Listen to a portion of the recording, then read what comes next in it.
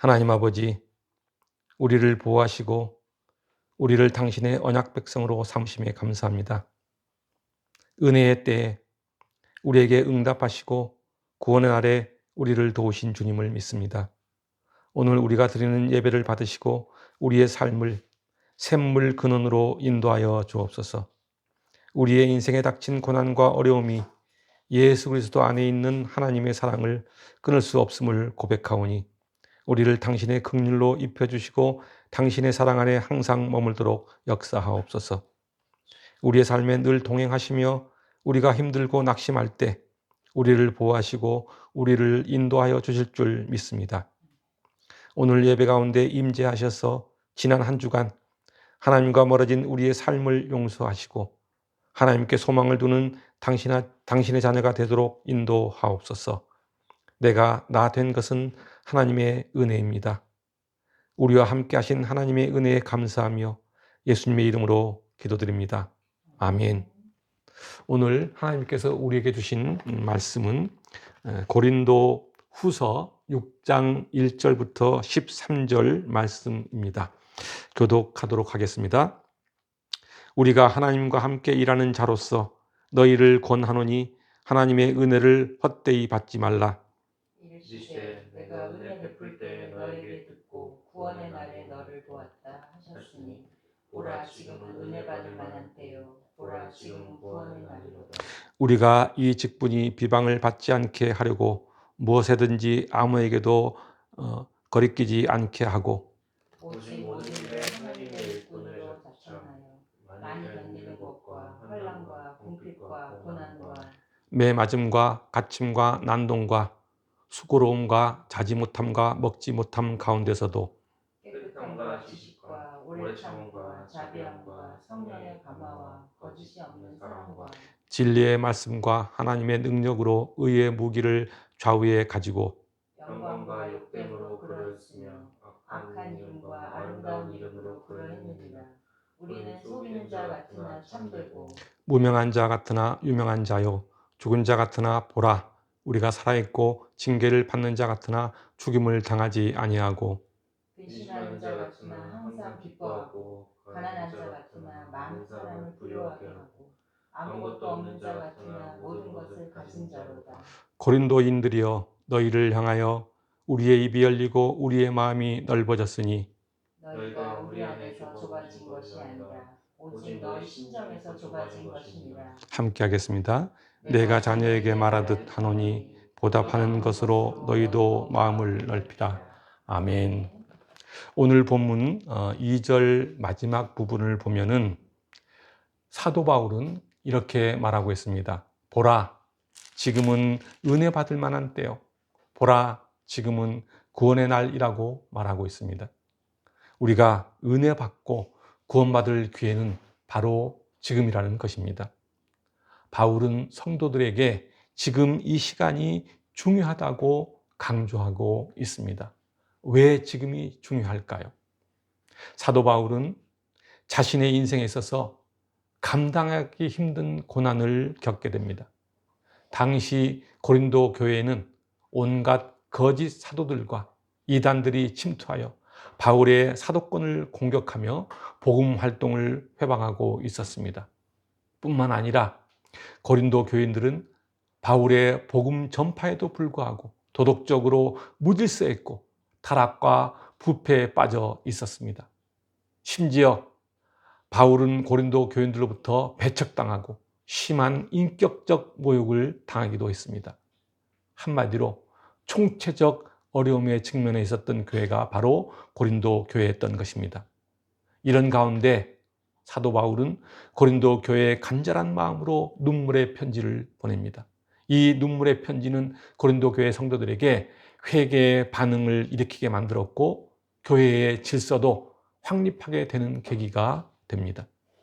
또한 바울의 사도권도 점차 회복되어 고린도 교인들은 바울의 가르침을 사모하게 되는 계기가 되었던 것입니다. 이런 상황에서 바울 자신은 하나님의 일꾼으로서 고린도 교인들이 바른 신앙에 다시 굳게 서기를 바랐던 것입니다. 한편으로는 아직도 고린도 교회 안에 남아있는 거짓 사도들은 여전히 교회를 오염시키고 있었는데, 이들에게 미온적인 태도를 취하고 있는 성도들에게 지금이 바로 하나님의 은혜의 때이며 구원의 때라고 말하면서 하나님의 은혜를 헛되이 받지 말라고 강조하고 있는 것이 바로 오늘 본문의 주요 내용입니다. 사도 바울은 온갖 어려움과 고난 속에서 복음을 전했습니다. 고린도 교인들의 바른 신앙을 위해 동분서주하며 진리를 전했던 것입니다. 바울은 성도들을 이간질하고 복음의 진리에서 떠나도록 미혹한 거짓 사도들과 이단들을 분별하고 축출하는 것은 성도들의 영적 생명과 직결되는 중대한 문제임을 알고 있었습니다. 그래서 복음의 진리에서 떠나 타락과 부패에 빠져있던 고린도 교인들에게 하나님의 은혜와 구원을 강조함으로써 지금이 얼마나 중요한지를 알려주고 있는 것입니다. 그러면서 구약의 이사야서를 인용하면서 성도들에게 지금은 은혜의 때요, 지금은 구원의 때라고 말하고 있는 것입니다. 이사야서 49장 8절부터 10절 말씀입니다. 여호와께서 이같이 이르시되 은혜의 때에 내가 네게 응답하였고 구원의 날에 내가 너를 도왔도다. 내가 장차 너를 보하여 너를 백성의 언약으로 삼으며 나라를 일으켜 그들에게 그 황무하였던 땅을 기업으로 상속하게 하리라. 내가 잡혀있는 자에게 이르기를 나오라 하며 흑암에 있는 자에게 나타나라 하리라. 그들이 길에서 먹겠고 모든 헐벗은 산에도 그들의 풀밭이 있을 것인즉 그들이 줄이거나 목마르지 아니할 것이며 더위와 볕이 그들을 상하지 아니하리니 이는 그들을 긍휼히 여기는 이가 그들을 이끌되 샘물 근원으로 인도할 것임이라. 그렇습니다. 하나님은 우리가 어둠에 있을지라도, 우리가 진리에서 멀어져 고난 가운데 있을지라도 우리를 샘물 근원으로 인도하셔서 다시 회복하게 하신다는 사실입니다. 그러면서 우리를 안전하게 보호하시고 인도하실 것을 약속하고 계시는 것입니다. 샘물은 광야의 바위에서 물이 나게 하며 마시게 하신 하나님의 은혜를 말합니다. 인간의 생각으로는 광야의 바위에서 물이 나온다는 것은 전혀 이해가 되지 않습니다. 합리적인 사고방식으로는 납득이 가지 않습니다. 하지만 세상에는 합리적인 이성만으로는 설명할 수 없는 것들이 너무나 많습니다.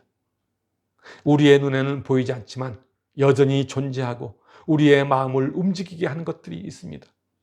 한 예로 바람은 존재하지만 우리의 눈에는 보이지 않습니다. 그러나 많은 사람은 바람이 존재한다는 사실을 알고 있습니다. 또 하나, 사랑은 그 어디에도 보이지 않고 손으로 만질 수도 없습니다. 그런데 분명한 것은 우리 눈에 보이지 않고 손에 잡히지 않지만 사랑은 분명히 존재합니다. 그래서 우리의 마음을 붙잡아 부모가 자녀를 사랑하도록 만들고 자녀 또한 부모를 사랑하도록 만듭니다. 이성 간의 사랑, 하나님의 사랑 또한 마찬가지입니다. 우리가 흔히 말하는 합리적인 사고방식은 과학적이고 논리적이라고 생각하지만 넓은 의미의 합리적 사고는 인간의 직관이나 상상까지 포함하는 이성이라고 할 수 있습니다.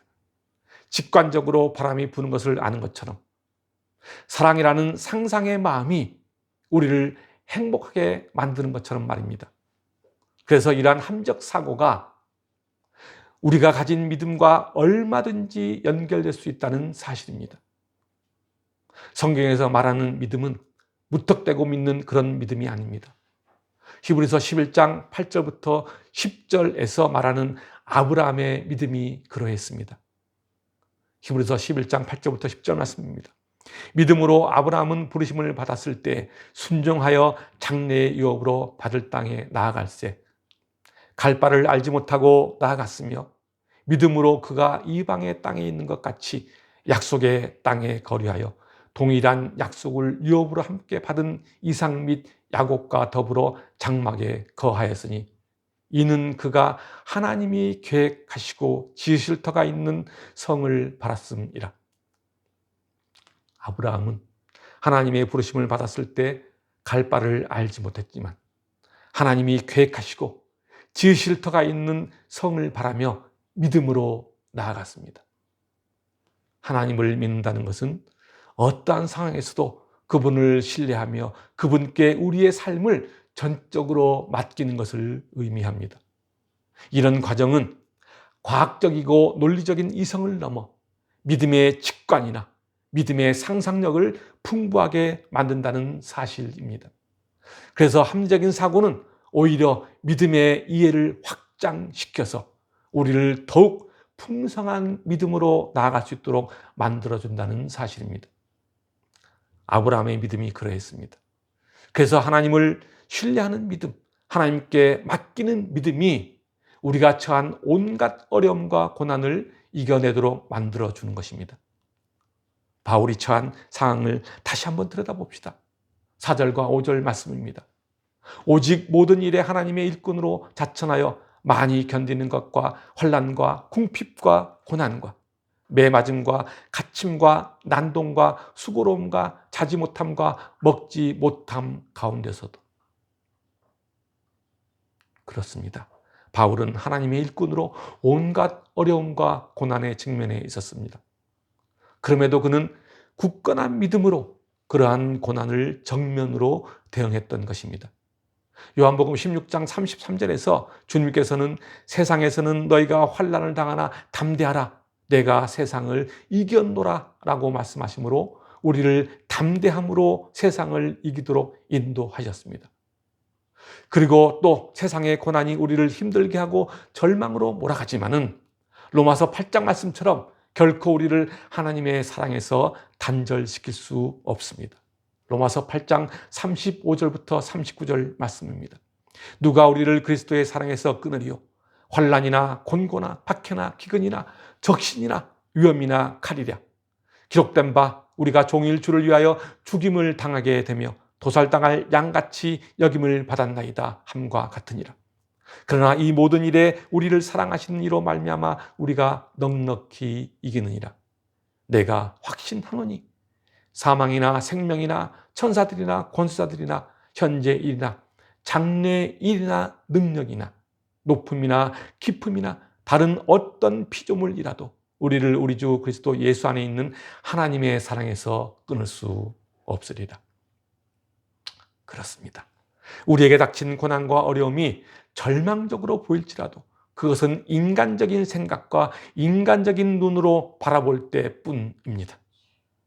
하나님의 시각으로 바라보면 고난과 어려움은 예수의 부활과 생명을 나타내는 것이기에 절망적이지 않습니다. 그것은 하나님의 강함을 드러내어 결국 우리의 믿음을 더욱 강하게 만들어 우리를 새 생명으로 인도하는 것입니다. 바울이 처한 상황은 도저히 인간적인 생각으로 이겨내기가 어려웠을 것입니다. 그러나 순종하는 믿음으로 하나님께 한 발자국 내딛는 순간 다른 사람들이 경험하지 못한 은혜의 경험을 했던 것입니다. 그 경험이 바울의 마음을 풍성하게 만들었고 하나님이 행하시는 것을 날마다 보며 기뻐할 수 있었던 것입니다. 그래서 바울은 세상 모든 자랑을 배설물처럼 여기고 자신의 고난을 극복하며 복음을 전할 수 있었던 것입니다. 지금 여러분이 처한 현재의 상황은 어떻습니까? 힘드십니까? 어렵습니까? 고난 가운데 있습니까? 그렇다면 지금이 바로 하나님의 은혜의 때입니다. 지금이 바로 하나님의 구원의 때입니다. 다시 더 넓게 우리가 처한 지금 이 시대를 바라봅시다. 어떻습니까? 코로나로 인해 믿는 사람들이건 믿지 않는 사람들이건 모든 사람들의 삶이 어렵고 힘든 상황에 놓여 있습니다. 지금 이 시대의 교회를 바라보면 많은 교회들이 어려움 속에 있습니다. 성도들은 예배다운 예배를 드리지 못하고 또한 성도 간의 교제는 제대로 이루어지지 못하고 더 나아가 세상이 교회를 바라보는 시선은 곱지 않은 상황에 처해 있습니다. 이런 상황에서 여러분은 하나님의 일꾼으로서 어떤 생각이 드십니까? 바울은 오늘 본문 6절부터 10절을 통해 신앙이 무엇인지를 자세하게 설명하고 있습니다.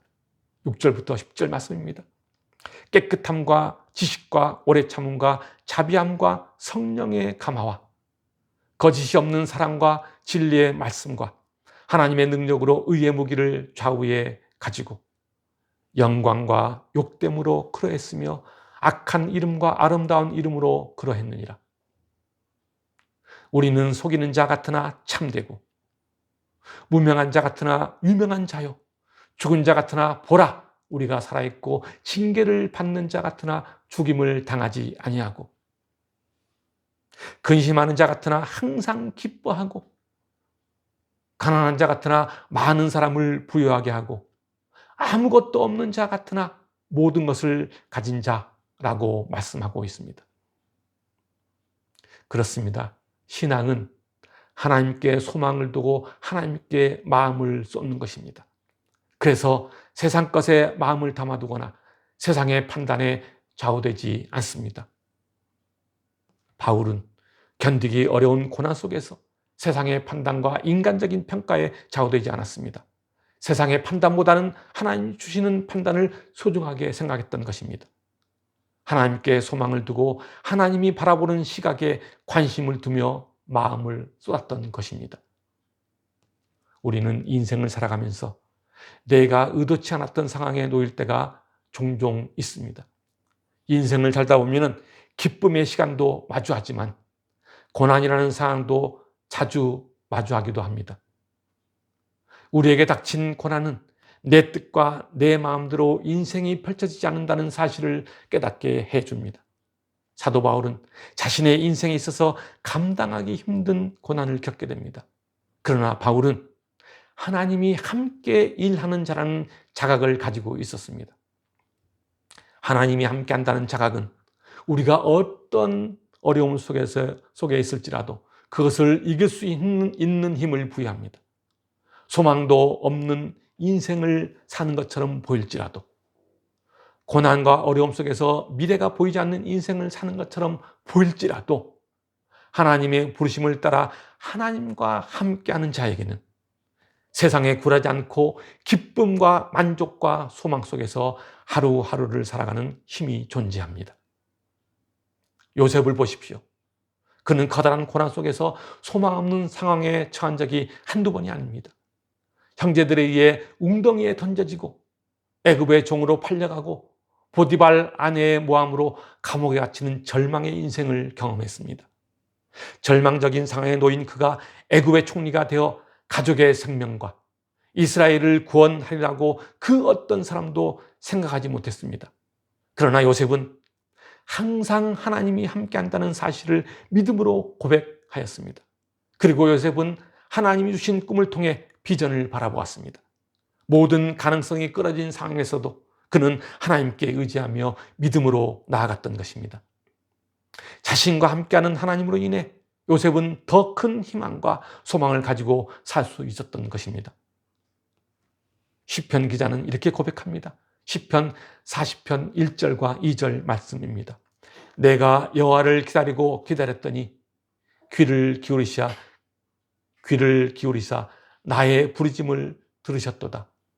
나를 기가 막힐 웅덩이와 수렁에서 끌어올리시고 내 발을 반석 위에 두사 내 걸음을 견고하게 하셨도다. 그리고 시편 40편 5절은 이렇게 또 찬송하고 있습니다. 내 영혼아 내가 어찌하여 낙심하며 어찌하여 내 속에서 불안해하는가. 너는 하나님께 소망을 두라. 그가 나타나 도심으로 말미암아 내가 여전히 찬송하리로다. 그렇습니다. 인생의 고난과 때때로 다가오는 낙심과 불안 속에서도 여러분의 소망을 하나님께 두는 성도가 되시길 바랍니다. 그럴 때 우리는 오늘 본문 10절 말씀처럼 근심하는 자 같으나 항상 기뻐하고 가난한 자 같으나 많은 사람을 부유하게 하고 아무것도 없는 자 같으나 모든 것을 가진 자로 살아가게 될 것입니다. 단테의 신곡 지옥편에 보면은 지옥문 입구에 이런 글귀가 새겨져 있습니다.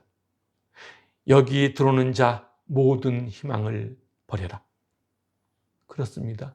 지옥은 어떠한 희망도 없습니다. 단테의 신곡에 나오는 지옥은 총 9개의 층으로 구성되어 있습니다. 단테는 지옥을 심각한 죄인들이 머무는 곳으로 표현하고 있습니다. 여기서 심각한 죄인들이란 첫 번째, 신앙을 갖지 못한 자, 그리고 애욕에 사로잡힌 자, 욕심쟁이, 구두쇠와 낭비벽의 죄인, 분노죄를 범한 죄인, 이단자들, 자살자, 사기범, 반역자들이라고 말하고 있습니다. 한마디로 말하면은 하나님과 함께하지 않고 하나님의 마음과 합하지 못한 자를 말합니다. 그래서 지옥은 하나님의 은혜가 없는 곳입니다. 우리가 살아가는 이 세상은 어떤가요? 지금 우리가 살아가는 이 땅은 하나님의 손길이 절실히 필요한 세상입니다. 그리고 지금 우리가 살아가는 이 시대는 하나님의 은혜가 더욱 필요한 시대입니다. 바울은 하나님의 진리에서 멀어진 사람들에게 어려움과 고난 속에서 고린도 교인들의 잘못을 용서하고 넓은 마음으로 그들을 품었습니다. 하나님의 사랑을 생생하게 전했던 것입니다. 하나님의 은혜가 더욱 필요한 이 땅에, 하나님의 은혜가 더욱 필요한 이 시대에 바울이 고백한 것처럼 우리 모두는 나의 나 된 것은 다 하나님의 은혜라는 믿음으로 우리의 인생을 한 걸음 한 걸음씩 내디뎠으면 좋겠습니다. 고린도전서 15장 10절 말씀입니다. 그러나 내가 나 된 것은 하나님의 은혜로 된 것이니 내게 주신 그의 은혜가 헛되지 아니하여 내가 모든 사도보다 더 많이 수고하였으나 내가 한 것이 아니요 오직 나와 함께 하신 하나님의 은혜로다. 그렇습니다. 내가 나 된 것은 다 하나님의 은혜입니다. 하나님이 나와 함께 한다는 믿음의 주인공은 바로 하나님의 은혜를 헛되이 받지 않는 사람의 인생입니다. 지금 우리에게 주어진 상황은 매우 어렵고 힘든 상황입니다. 코로나로 일상은 무너지고 사람들과의 만남도 제한적이고 경제적인 상황은 더 어려워지고 교회는 세상의 비난을 온몸으로 받고 있는 것이 현실입니다. 또한 사람들의 심성은 더욱 각박해져서 이기적인 모습으로 자신만을 위해 살아가는 현상이 더욱 뚜렷해지고 있습니다. 상대방의 조그만 실수에도 용서하는 마음은커녕 물어뜯고 코너로 몰아세워 악마의 본성을 여지없이 드러내고 있는 것이 지금 이 시대의 사람들입니다. 이런 상황은 오히려 우리로 하여금 오직 주님만 바라보게 만드는 조건이 될 수 있습니다. 오늘 본문을 통해 우리는 바울이 걸었던 인생을 조금이나마 들여다볼 수 있습니다. 바울은 모진 풍파 속에서 고난의 인생을 살았습니다.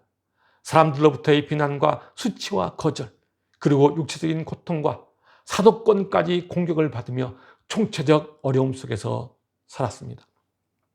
그럼에도 불구하고 그는 하나님의 은혜를 헛되이 받지 않고 살았습니다. 하나님의 은혜를 온몸으로 느끼며 살았음을 고백하였던 것입니다. 우리 모두는 하나님의 은혜로 살아가는 존재들입니다. 지금 여러분에게 주어진 상황이 아무리 어렵고 힘들더라도 마음의 문을 열고 하나님을 바라보면은 지금 이 상황은 오히려 하나님의 은혜의 때요 구원의 날이라는 사실을 알게 될 것입니다. 여러분 삶에 항상 하나님이 함께한다는 믿음이 있다면은 그 사람은 하나님의 은혜 속에 살아가는 아름다운 인생입니다.